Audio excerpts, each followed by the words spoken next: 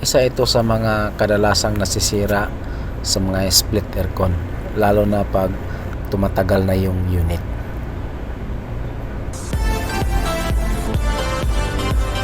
Split aircon, gray ang brand, 1TR or 12,000 BTU per hour. So hindi siya lumalamig, pero gumagana naman yung outdoor fan motor. Pero napansin natin na walang ingay na gumagana yung compressor. So kumuha na ng ladder yung kasama ko. So i-check natin to, bakit hindi gumagana yung compressor. Titingnan natin anong naging dahilan. So gray, 12,000 BTU per hour or 1TR. So na-check natin yung run capacitor, okay naman siya. So ito yung dahilan, nasunog na pala yung magnetic contactor, contact point. Ayan o. So pagganahin muna natin guys na i-direct natin, di natin nadaan sa may magnetic contactor para malaman natin na okay. Switch on the AC. Compressor. So yan, gumagana na. 6.6 yung running ampere niya. No, the magnetic contactor, sir. Okay naman siya. I show you the picture. So I have picture. yun lang yung naging problema, yung pinaka magnetic contactor nasira or nasunog na yung pinaka magnetic contactor. No, because I direct. So tatanggalin lang natin itong magnetic contactor para mapalitan natin. Mayroon itong tindahan sa may labasan para matapos na tayo, hindi na tayo babalik bukas. So tanggalin lang muna natin itong magnetic contactor para makabili tayo. Mayroon dyan sa may labas. So ito yung kadalasang masisira guys, lalo na pag luma na yung unit natin, tapos hindi rin natin nami-maintain na lilinis yung condenser coil or outdoor unit.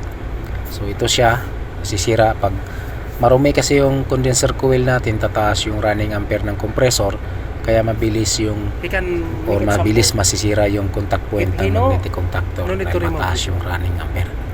Tapos mostly din yung run capacitor at saka yung capacitor ng fan motor, bearing ng fan motor, and then the last, minsan magkaroon tayo ng refrigerant leak, dahil nga pag tumaas yung pressure ng system, mabilis bibigay yung mga flare nut or ini joint ng piping. Okay, so ito yung bagong binabili natin, din tayo nakabili ng single na magnetic contactor. So okay lang naman ito, yung isang linya lang gagamitin natin para hindi matapos na tayo ngayon, hindi na tayo babalik.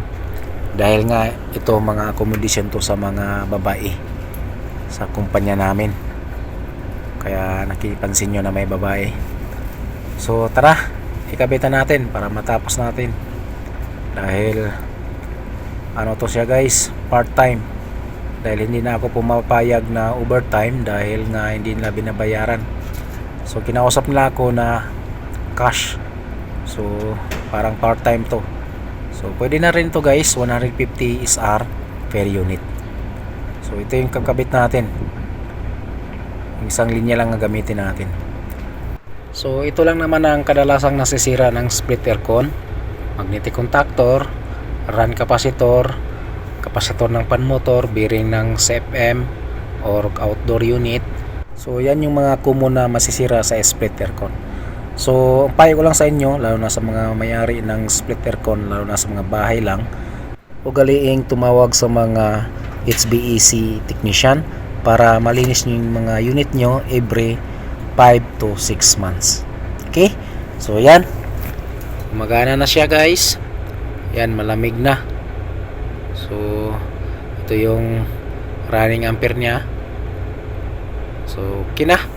So ito lang yung naging problema, magnetic contactor contact point nasira na o nasunog na, dahil nga marumi yung outdoor unit nya, tataas yung running ampere, mabilis masira yung contact point ng mga magnetic contactor.